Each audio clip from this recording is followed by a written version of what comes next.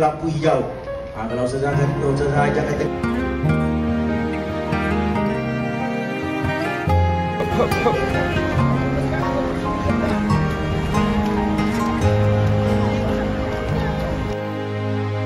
surga minda maya melihat ciptaannya jauh di ufuk kehijauan. Alhamdulillah, lawatan sambil belajar bagi tahun 2025 bagi hari yang terakhir merupakan giliran bagi para pelajar Blok A dan Blok F. 4 buah bas pada hari ini telah pun bertolak membawa para pelajar Blok A dan Blok F menuju ke Savannah Hill, Ulu Tiram, Johor Bahru.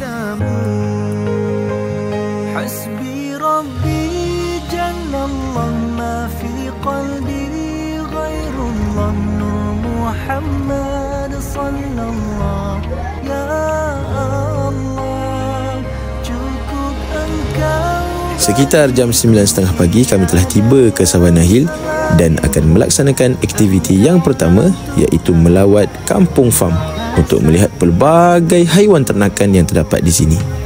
Mari kita bersama zahirkan kasih sayang, usah lanjut persengketaan, kita semua dari yang sama. Jangan leka dan beringatlah, dunia hanyalah pinjaman saja, yang kekal jua hanyalah di sana. Hasbi Rabbi Jallallah ma fi qalbi khairullah Muhammad sallallahu ya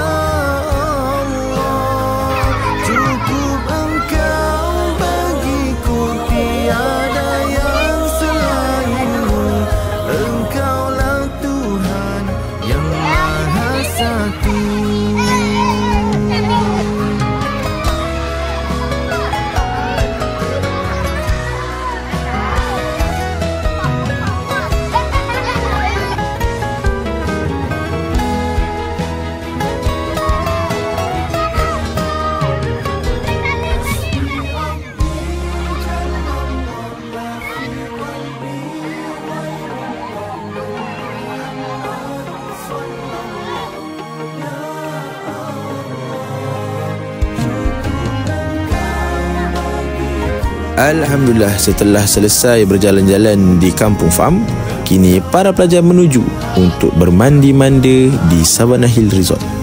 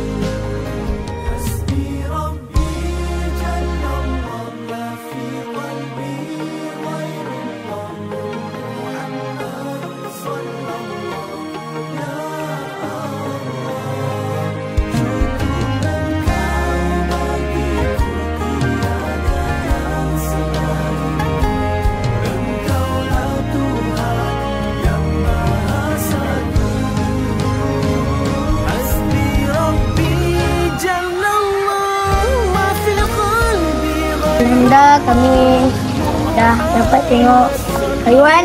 Saya dapat tengok kambing, dengan saya dapat masuk swimming pool, angin, rusa, ikan, ayam, itik, seperti lembu, kambing, angsa,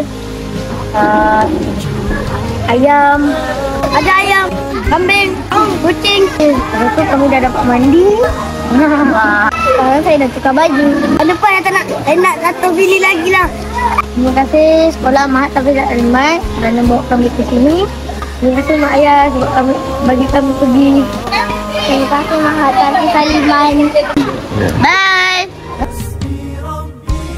Masya Allah, tempat yang cantik dan harga yang berpatutan. Semoga menjadi penyuntik untuk para pelajar menghadapi peperiksaan, insya-Allah.